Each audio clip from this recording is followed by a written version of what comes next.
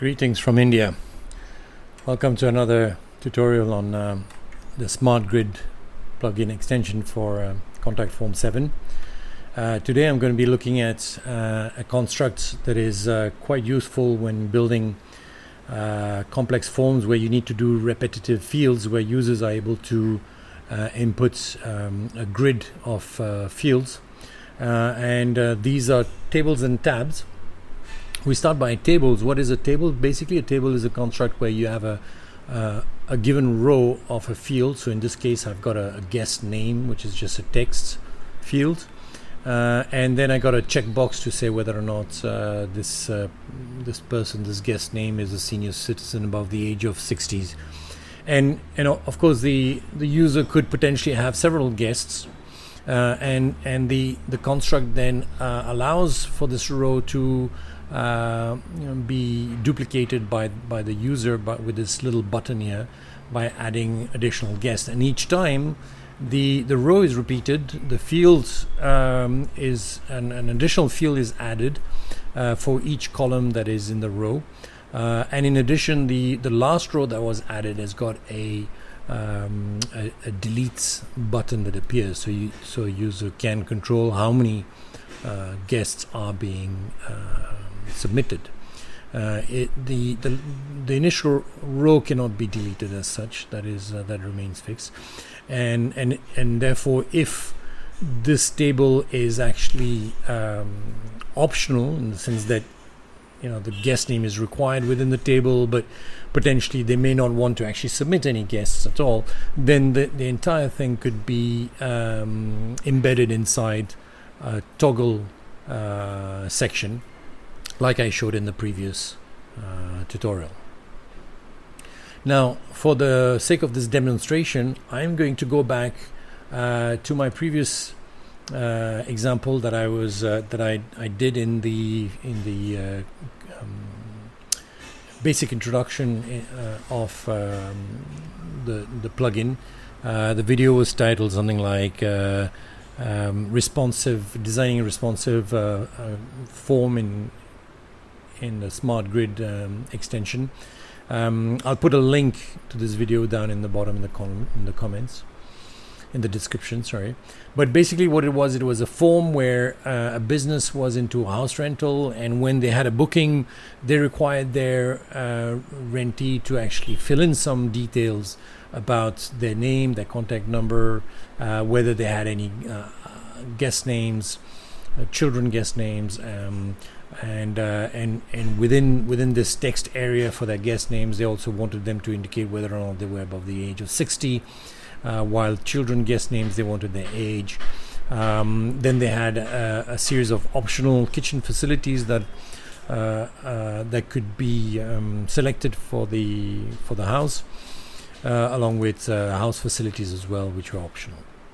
And in the previous videos, one on dynamic fields, I looked at how we can convert these kitchen facilities from checkbox to a dynamic dropdown. So if you've missed out on that, refer to that video. So I will be reusing these as per that form. But what I'm interested in now is to actually change these text areas into tables, because that would make it much easier for a user to actually fill in, and much more obvious as to what is the information that we want. We want their age, we want to know whether the senior guests, the adult guest, is above 60 or not, and stuff like that. Right? So how do we go about that? Well, to start off with, this is the form as it stands currently. I'm going to use this in order to create my new form. So let me just go back and clear this, and let's start afresh with a new grid. We're going to add the first section is going to be the name and the contact number. The second row is going to be adult guests. The third row is going to be the children's guests. And then finally we'll have the kitchen and house facilities, and of course we also need a submit button, but that we can add it directly, copy it directly from our previous form. So what do we have in our previous form? We have this row, which we can just simply copy across. So if you followed my previous videos, you know that it's quite feasible to just cut and paste existing data structures from one HTML source to another.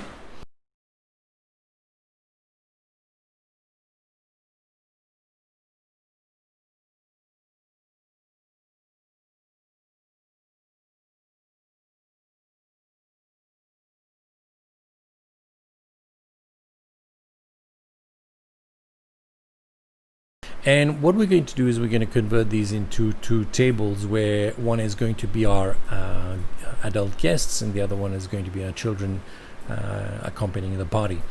And what I'm going to do is I'm going to make this actually an optional toggle section. If you have not followed this in the previous, please see the previous tutorial in this playlist, how to work with sections and toggle sections, and those are quite useful in constructing complex forms. So let's make this collapsible. Let's say, do you have any adult guests? We make it toggled. And then what I'm going to do is I'm going to actually make this a grid. It's a good practice to convert any section where you're going to start building a table, or you're going to start building a collapsible section into a grid. So you convert that inner column into a grid, and now you will see, previously you only had the ability to collapse these rows, to convert them into collapsible sections. And now what's going to happen is, because you have an inner grid, the inner rows has got a couple more of possibility to convert these, and one of them is the row table input, which is what I'm going to select here. I'm going to split this into two sections. The first one is going to be the guest name,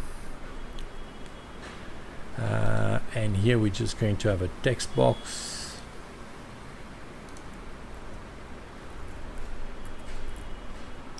Oops, why am I in capital letters? That's wrong. Your guests, and we're going to make this a required field. So if they opt in to actually fill in and say that they do have guests, then obviously they have to fill in a name for this. Your guests, inserts, and I'm not going to use a descriptive field here. Here I'm going to put is this a senior citizen? In fact, I don't even need that. I can directly put it into our checkbox. Senior guests.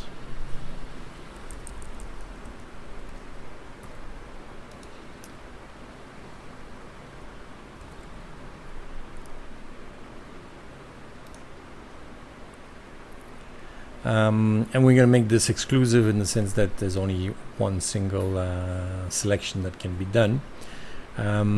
We insert this into here. It doesn't need to be required, because obviously all guests are going to be senior guests. Okay, and now if I was to add descriptive fields here, so let's try and put a descriptive field. So indicate guests indicate if this guest is above the age of 60. Okay, so let's put it like this. Let's update to see what that looks like in the front end. And now I refresh this page. So I'd already set up this page for that. So here we have the collapsible section. Now I say yes, and you see how if I add a new row now, these little descriptive fields are being repeated below. So if you want something like this is fine. It's up to you. I find this redundant. and it just occupies more space within the table form. So I'm not a big fan of this. I prefer to have a nice little title at the top, and if anything, a little description down at the bottom here in what would be the footer of the table. So there is a way to achieve this as well, and in order to do this, once you've actually created a table row, if you add a subsequent row here, the next row has now an extra option, which is a row table footer. So if you select this now becomes a footer to this table, and it only has a descriptive field. So in other words, you can actually place your descriptive tips in here. Please indicate if any of your guests are senior citizens above the age of 60. Okay. So let's update this, and what we can now do is we can actually delete these. We don't really need these. Okay. And if you notice, I've not put any labels here. So anyway, let's see what that looks like. And now if I refresh the page,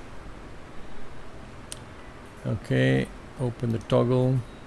So you see the descriptive tip comes below the fields, and when I add a new row, the new row gets added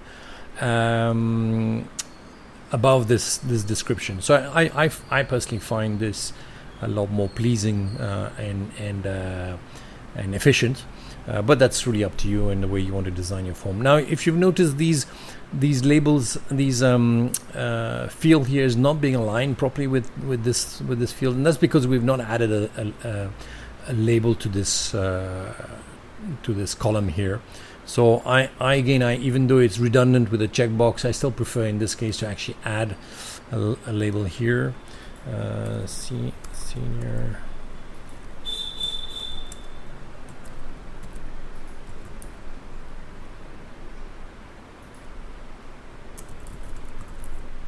Okay, something like this. Let's update this.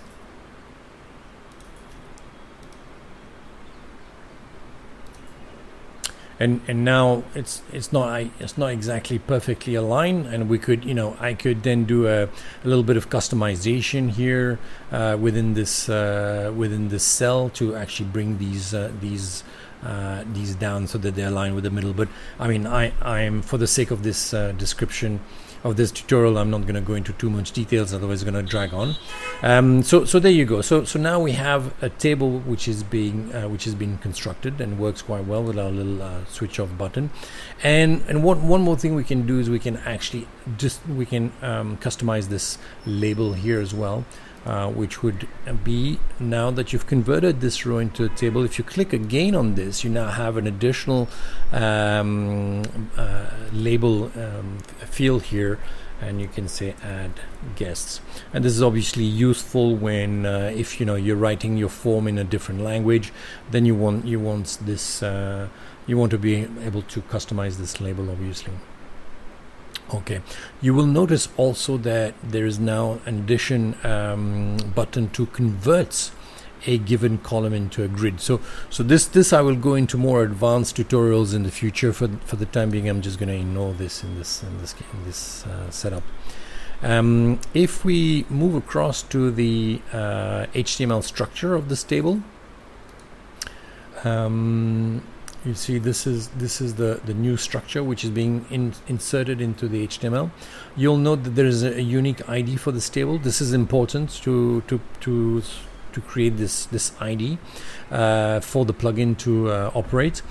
You can put in your own ID over here. So this could be, I don't know, you could put something like guest name, guest table, let's say guest table. That's good enough. What's important is to have an ID, so don't remove the ID. I mean, if you don't need the ID, but this is useful for example if you want to there are advanced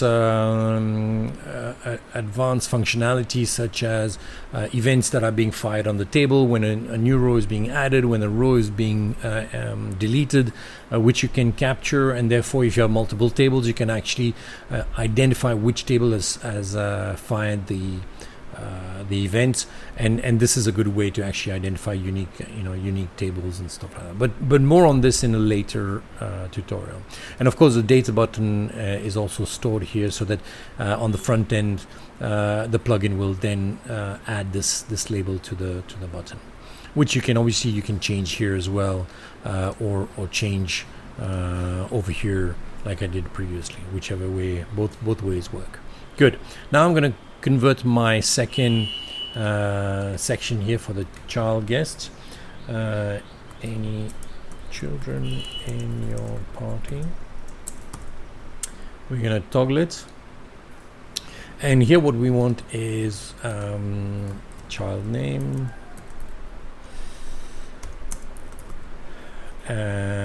this is just going to be a text field, child name, we're going to make that required, and here we're going to have child age,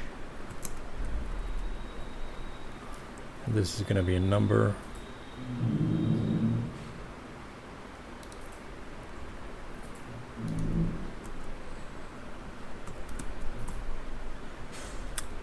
oops, child age, and of course we can say minimum, I don't know, 1 and maximum 15, and beyond that it's considered an adult or whatever. I mean, you could do something like this if you wanted to, but anyway, and this we're going to make it required because we want to know how old are the children in this case. Okay, and what I can do is we can put another descriptive field below this, but in this case it's not really required. We don't really need that footer thing. Oh, I forgot to convert this into a table. Oops, my mistake. So this is where things become a little iffy, and the best way to go about and modify this is now to go into our HTML structure. So you see here I have the two columns, and what I'm going to simply do in this case is I'm going to cut away these, and I'm going to put an empty column.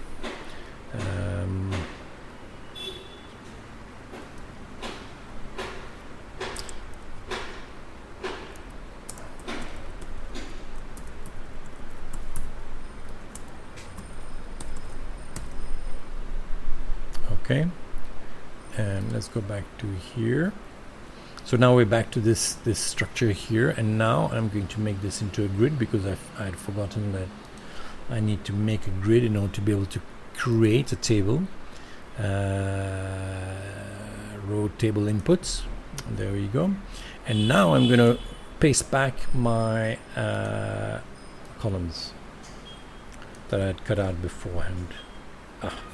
That's not what I want to do. Copied and paste. Is that correct?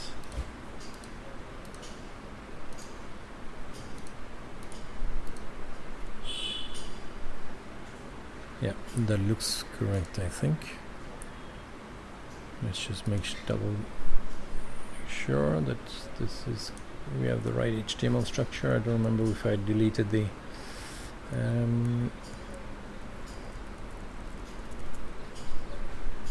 yeah, that looks good. Okay, so here's the next table. I'm going to change the row to add child. Okay, and I'm not going to bother with adding a new row below this and converted this into a footer, because I think it's quite obvious as to what is the information we are requiring the guest to fill in this section, and that really completes the form as far as this table input is concerned. And here we can now have reload this, and if we have any if you have any guest names, we can now say John, this is senior citizen. We add another one. We have Mary, who's also a senior citizen, and Joanne. Let's put some details here. Do you have any children guests? Yes. Little Joey, who's 3. Mark, who's 5, and there we go. So we have some child guests, and now we could put some house facilities. Okay, and now you could the user could then submit this table, and that would be validated and submitted in the back end. Now note as well that when you want notification mails to actually include your table structure, things are a little bit different in the sense that you don't have a table ID here. This is something that I may do in the future, include the facility to just include an entire table in the construct, which would be the easiest. For the time being, you have to probably create your own. There is a nifty little general mail tag which is introduced with the smart grid, and this is basically a mail tag for the entire form. It has the advantage that when you in addition to this, the smart grid allows you now to filter every single mail tag, so you can customize each and individual mail tags as they are being written in the email using these useful little filters. You just simply click on one of these icons, and automatically you will it'll copy to your clipboard a little helper code which you can paste in your functions.php file. And one of the advantages of these filters is that it also passes in the filter the entire set of submitted data for the form. So you can rebuild a table using, for example, an HTML table a structure, which has the advantage that it can be viewed in older mail clients like the Microsoft mail clients, and therefore it's kind of useful when you want notification emails to include a nice pretty table that that displays the submitted values. So I've actually created something like this, so I've just put this in here. I can quickly show you what the filter looks like. This is the filter in the functions.php file that I'm using. So you see, this is the filter that I've copied from the helper code, and it's all pre-configured. So the form is being, the form details and the unique function is all being constructed for you when you copy the helper code. You have the replacement tag. So this is what will be displayed in the mail. This is an array of submitted fields, and this is the unique key that identifies your form. So here basically I'm checking to make sure I'm in the right form, which in any case is also done using this unique filter. So this is really redundant, this validation here. And then what I'm doing is I'm actually building a table structure, HTML table, where I have my guest name and whether or not they're a senior. So this is building a simple table structure just for the senior guests, and so this was guest name. I have to check whether I've got the right field names. This was guest name, and the other one I think was senior guest. I think this is correct. I'm gonna now double check. So we have senior guests, and we have your guests, this is called. So let me change your guest to guest name. That would make it easier for my function filter to work. Yeah, that's important. Okay, updates. So now let's refresh this, and let's try and fill in this form so as to see how the table is being constructed. Let's add some values.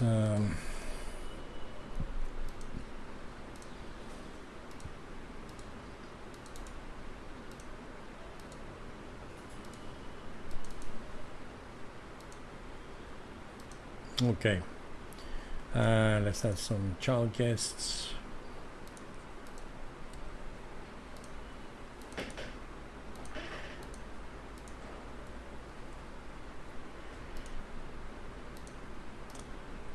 Okay, and if we submit this form now, that gets submitted without any issues.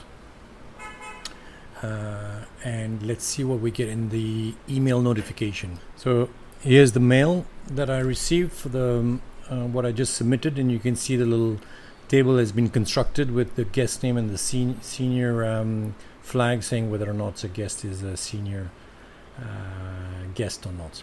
So this is how you can actually filter the general mail tag that has been introduced in version 4 of the Smart Grid plugin editor. So moving on, from the table construct, we can go one level higher in complexity by introducing the tab construct.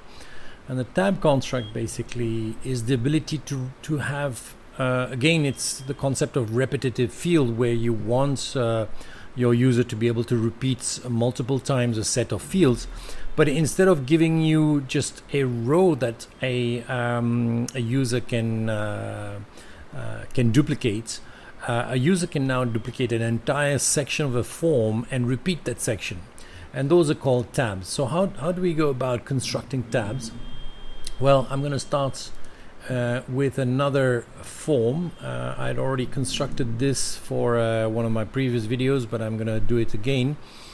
Let me remove this HTML and start from scratch. And now the concept behind here is the fact that, again, we have this house rental business. We have a given rentee who has booked a house, but now maybe that person wants to actually book several houses for a special function. Maybe it's a wedding reception, and therefore have several guests, and they want several houses to be rented out. And in doing so, the house rental business would like to know which party guests are going to stay in which house. So the idea is that we are going to have a first row where we will have only the name and the contact number of the person who's actually renting out these houses. Then we have another section, another row here, which is going to be our tabbed section. And then finally, we're going to have a submit button here. But I'm just going to delete this because I'm just going to copy and paste the existing submit button from the previous forms. So here, let's start again. We're going to put in our HTML.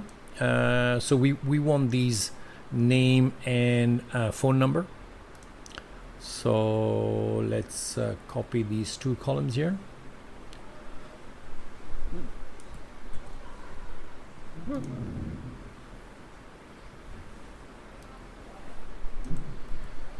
Okay, there we go. Now let's put in the submit button, which is the last row, the last container.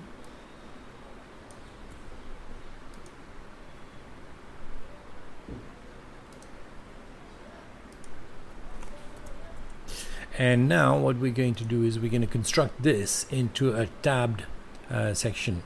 So the first thing you'll notice is that the only option here is a collapsible row, which is not what we want. So we first need to make this into a grid. Once we've made this into a grid, we can actually convert this into a tab section, right? and we can give this tab label, which will be repeated each time a new tab is added. So this would be house, whereby there will be multiple houses, be house number 1, house number 2, like that. We can then insert here we can convert this into another grid should we want to make this more complex. But what I'm going to do instead is I'm simply going to repeat part of my previous section, and in doing so I want to replace this single column into an inner grid. So just to clarify things, I'm going to first make this into a grid, which is the common practice. And now what I want to do is I want to replace this entire container here with my previous section, which includes the adult guest names, the children party, the kitchen facility, and the house facilities. And we want also the toggle sections, because these are obviously different houses may or may not have adult guests, may or may not have children. So how do we go about that? We copy, therefore we need this entire section here, which is the first collapsible section, which includes the guest names.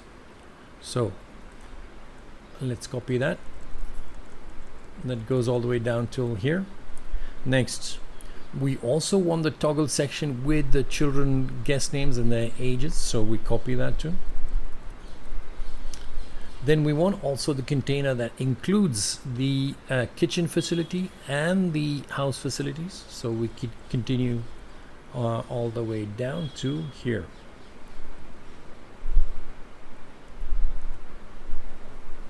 Okay.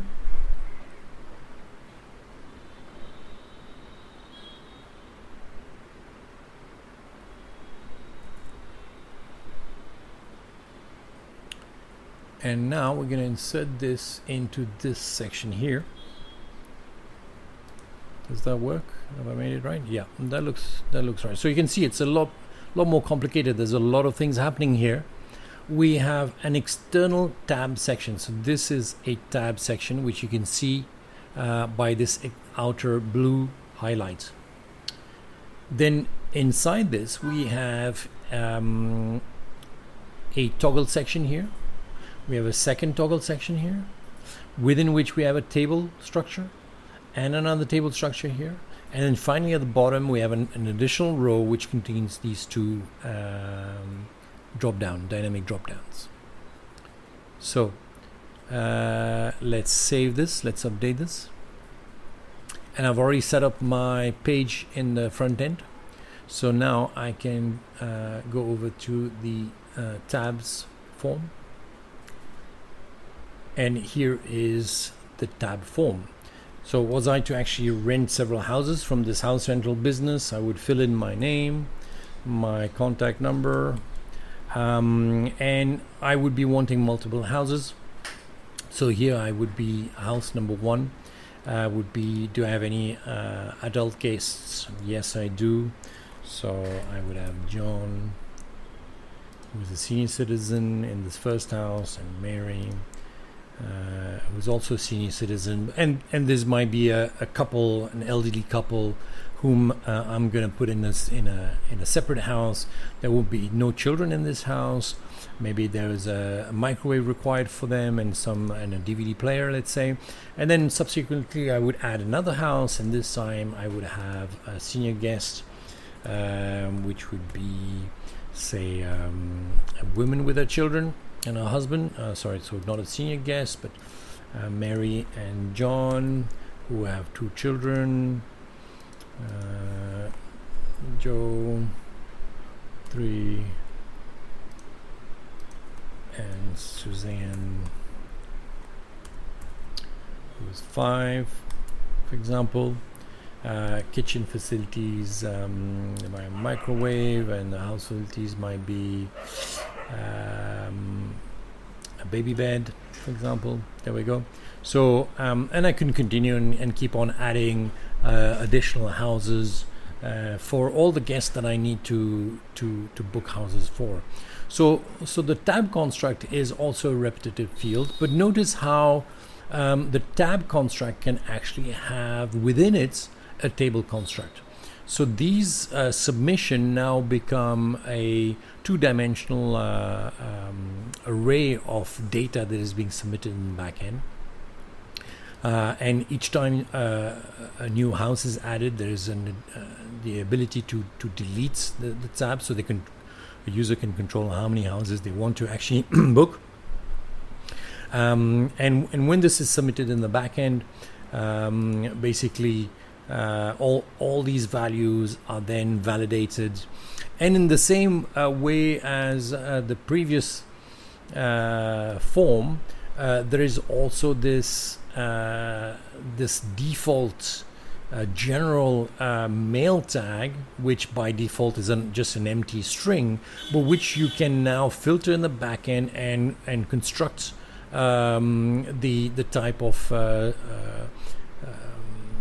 mail notification that you want according to the data that is being submitted in the form and stuff like this. So I hope you find these additional functionality useful, and that you might be able to use them in your projects. So this is so much for the tab and table construct in the smart grid, and that concludes today's tutorial. And there are some more advanced concepts included with tabs and tables, which I will get into in a subsequent tutorial, which allows you to have a lot more control as to what kind of data is being submitted in the front end. But more on that in a future tutorial. Thank you.